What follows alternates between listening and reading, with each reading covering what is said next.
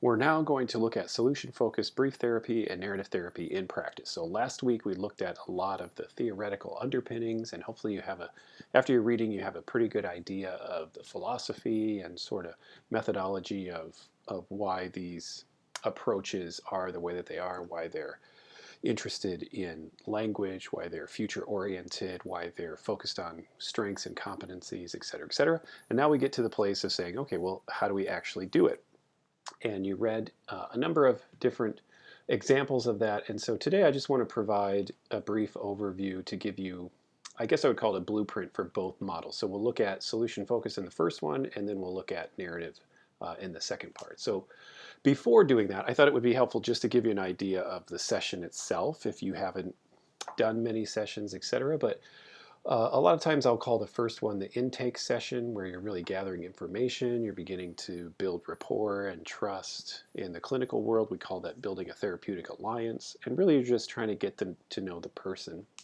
And of course, you're trying to hear what brings them in to see you. But I try to not just jump right into that problem-centered focus, but just asking a little bit about them, who they are outside of the problem, whether that's work history, etc. Some of these folks you may know if they're people from your community of faith, then you don't need to ask those types of questions. But if you don't know them, it gives you a good chance to view them as a person. And I think also subtly you're kind of reinforcing that their life is larger than whatever problem they're dealing with. It's sort of an externalizing practice without using externalizing language. It's just getting to know them aside from the problem. And then, after 3-5 minutes or so, then you shift into, so what brings you in, or how can I be helpful to you, etc. So anyway, here's just sort of a kind of a bullet point list. Of course, you want to understand what the problem is, but you also want to describe a little bit about how you work with people to give them an idea, especially with short-term approaches. You want to be very clear and begin with the end in mind and say, I usually see people for a limited number of sessions and we focus on specific goals, et cetera, et cetera. I work collaboratively. I like to take some notes because it helps me remember. However you want to frame that, it's important just to kind of be transparent. That builds trust, that maybe allows the care seeker to feel like they have some control and some awareness and so on. And then you again shift into their understanding of the problem, its history, what are the attempted solutions they've already tried. Ask what they would like to work on together, because they might have a couple of things tend to happen. It might be so big and vague that they don't know where to begin, or it might be so many different things. So we can ask what they would like to work on, and we can help narrow that down and really get focused on setting goals. Okay, so that's just sort of in either approach, that's kind of a good beginning point. So now, focusing more specifically on solution-focused brief therapy, of course, the mindset shift is from problem solving to solution building. And as we're doing that, we're already aware of and looking for resources, skills, capabilities, competencies that the person is already doing. We are discerning where we sense the Spirit of God is already at work and already moving. And then we can ask certain questions. And what I liked about the Kohler text in this section, I liked it more than the first section, was that he gave a whole bunch of really detailed, practical case examples of how he works with folks and all sorts of solution-focused questions that you can use. And so I think he did a nice job of really looking at how he puts it into practice and how he stays solution-focused as a pastoral counselor in a congregational setting, and so on and so forth. So you see some questions there. One of the ways that I like to think about it is a scaffolding model, and so towards solution building, we could kind of think of it as moving towards that. So at first, we want to describe the problem, and from that, we of course want to know what are they hoping will be different. And as we begin to listen for what they're hoping will be different, and there's different ways that we can get at that question, which you read about. But basically, once we get there and we get to hear a little bit more about what will be different in their life when the problem's not around, what are the exceptions, if we use the miracle question, what the miracle day looks like, et cetera, then from there we can begin to identify goals. And usually it starts as kind of maybe something out there, and we can get better at helping them craft a goal that's more specific, more particular, more short term, etc. And we can use scaling questions to work towards that. and that sort of thing. So we explore exceptions, and then of course we offer feedback. As I mentioned last week, not everyone who uses solution focused is, I would say, hardcore solution focused. So they don't necessarily get up and leave the room for 5 minutes and come back. You certainly may, and that's typical. But many who use it also will just take some time at the end, and they've sort of been formulating thoughts as they've been listening to the session. Not that they're not paying attention, but they sort of have two conversations going on at the same time. And then they'll just offer feedback right in the session. So I'll just leave it up to you, whatever you're comfortable with. Then the next few slides, I just put down sort of the practice of asking the miracle questions. So you can ask someone in your family or someone the miracle question. You can just do it rhetorically, but it's good to just kind of go through the motions of actually asking it, because at first it might feel a little strange or awkward, but the more that you do it, the more comfortable it becomes, the better you get at doing it, and so on. And so you see the miracle question and then some follow-up questions. And again, I refer you to the Kohler text, which did a really nice job of very specifically playing out how a miracle conversation could go with a client or a care seeker, where you ask them what would be different, how would they notice, who would be the first to notice, what would be happening then. And then basically you just kind of follow them throughout their day. And basically what you're doing is trying to thicken that alternative story, to borrow from narrative a little bit, more and more and more. So it becomes more robust, more powerful, has more influence in the person's life. And now they really begin to believe it and start to live into it more and more. So it's not a gimmick. We're not trying to trick anyone. We're just creating space for that alternative vision of themselves to take up more space and to be believable, and really then it's sort of self-reinforcing and self-fulfilling in that sense. Scaling questions, I put a couple of different slides on here for scaling questions. Again, I use these a lot. You can use them in a plethora of different ways, from motivation to where they are today, to where they are towards their goal, to where they want to be, to however you want to do it. You can be creative and use scaling questions. Sometimes I'll do it every week, and that way we can kind of chart our progress. If someone comes back and they're the same or worse, I just use what Kohler talks about, our managing questions. How have you managed to keep it where it is? How have you managed to not let it get worse? How have you managed to just keep going? Or sometimes I'm just very straight with someone and say, wow, given that life is not going so well in the way that you describe it, how did you even make it to the appointment today? And then we start to build some exceptions based on the fact that they were able to get out of bed, drive there to meet with me, et cetera, et cetera. So you see some scaling questions. The next one I put there for you to think about are some potential problems or obstacles. So you can think about if the person says, I don't know, or responds with a 0 on a scale, or is resistant, et cetera, et cetera. That, again, is when I would fall back to those managing type questions. Or if the person really struggles to find something that's, I guess, realistic and doable. Sometimes it's, oh, if I won the lottery, that would be my miracle. Or if so-and-so stopped doing whatever they're doing. Or substance use, if I had all the drugs I could ever want, or whatever. So sometimes there are less than helpful responses to miracle questions. So we kind of have to be light on our feet and able to be flexible and work with them, and try to get things more realistic and doable and so on. But I haven't had a situation where I couldn't come up with a preferred future or playing out the miracle day. We just have to sort of be nimble and ask some questions in the right types of ways, not get frustrated, maybe revisit some questions and those kinds of things.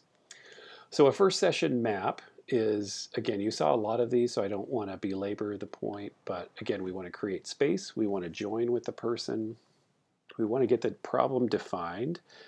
And we also don't want to short circuit the problem. So we don't want to quickly just skip over to yeah buts, or oh, but when hasn't it been a problem? Because then we feel disingenuous and the person will see through that. So we really want to give space for the problem story to be well developed, for the person to get out everything that they need to get out, to not feel like we have to slow that process down, shut that process down,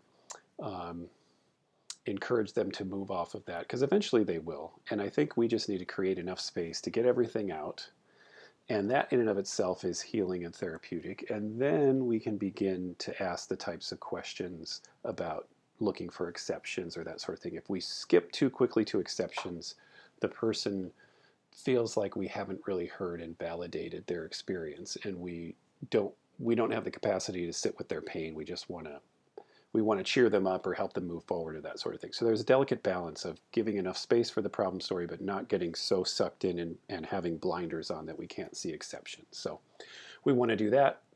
Then we want to begin to work with exceptions. Once we have some exceptions, then we can begin to identify goals. So in later sessions, and that will easily take a whole session, then in later sessions, the key is beginning with what's better when someone comes back. So what's better? What's changed since the last time we spoke? And we're not asking if something has changed or if something is better. We're assuming something has changed and something is better.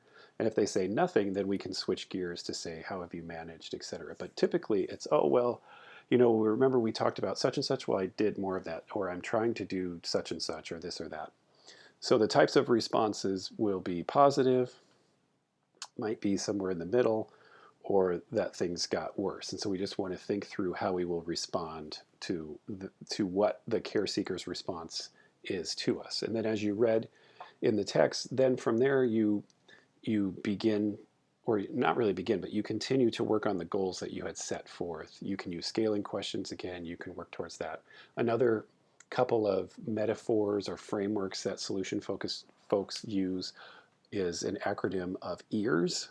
So EARS stands for elicit the exceptions, amplify them, these new preferred ways of being, reinforce them by asking good questions, being excited about them, being curious about them, thickening them, and then starting again means, and what else is better? Or what else will you be doing? Or that's wonderful that you did such and such and such.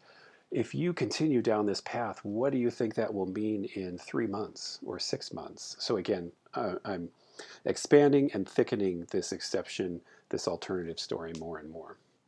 Another way of thinking about it is to be on track. So on track is moving in the right direction, moving towards the goals, moving towards the preferred future that the person wants. And so this, again, can be a framework that we use with someone. So, it's good to see you again. So how are you doing about staying on track? Have you moved further down the track? You can get creative. Are there mile markers on the track that you've noticed? What mile markers are you anticipating? Are there obstacles that we need to be aware of for the track? And basically, it's just about, are they kind of moving in the right direction? And is the momentum going in that direction? And how can we continue, I guess, to encourage that momentum, thicken the process of them identifying more and more how they're moving in those directions and staying on track and so on. So the last couple of thoughts before we switch gears to narrative therapy is that solution-focused and emotion, sometimes solution-focused is labeled as overly behavioralist or anti-feeling and or gimmicky and so on. And so I guess I just put this slide in here to remind us that it's not anti-emotion. It's just it wants to contextualize emotions and feelings in real life situations. And you can ask feeling type questions. So let's say we're playing out the miracle follow-up questions. Who will notice this? What will you be doing? How will it be different? Then you can say, and how will you be feeling? Or how will so-and-so be feeling about you? Or what will they be noticing in you that shows that your mood has changed or your countenance has changed? And so you can ask those types of questions. You also see there an example of, rather than asking a question of, why do you feel sad? A solution-focused therapist would say, what would you see yourself doing that would tell you that you're happier? That kind of thing. So it's just sort of a shift in language and thinking about it, but it's not anti-emotions. And again, we can be as creative as we want to. If you're a person that is more in tune with emotions and more connected with emotions, maybe a lot of your questions focus on emotions rather than behaviors. What will you be doing differently? It could be, how will you be feeling differently? What will you be experiencing? How will that impact your relationships? What will your loved ones be feeling? Et cetera, et cetera. So just a note on that. Also, in working with dyads or families or groups, etc., again, the Kohler text gave us some examples, so you realize that not everyone is equally motivated to be there. We want to focus on relationships, not on blaming or pointing fingers or so on. A lot of times, again, I try to externalize the problem from whatever couple or family and put it out there so that they can begin to think about it and work with it. The Kohler text did a similar thing where he was working with a couple, and it was this, if I remember right, some Star Trek image or alien or thing that would be in the corner, etc. And that was a way of externalizing the problem and helping the couple work together as a team to kind of work through it. So we can use similar techniques, I guess I would say, where it's difficult when it becomes blaming the other person, or when the miracle is that the other person will be different or the other person will change or something that's external to me will change. So in those instances, I try to come back to the person and say, well, that may be great, but I'm interested in what you can do. And you can only control yourself and your responses. So what will be happening in you that will let you know that this miracle has occurred, or et cetera, that kind of thing. Then ultimately, to put this into a 5-step model, which might be helpful, is this list here. So we start with this wonderful cooperative, collaborative working relationship. We develop a solution building stance. We begin to notice exceptions already. We ask the miracle question. We scale. We develop good goals. And then we begin to invite change through our skills in asking questions, to thickening and amplifying those. We give some good feedback. We give some compliments and a task or homework type of thing, et cetera, et cetera. And then as they come back in subsequent sessions, we use the ears metaphor, so elicit, amplify, reinforce, start again, and also the staying on track metaphor. So anyway, that's kind of a quick flyover, but that gives you hopefully a good sense of how to put solution focused into practice.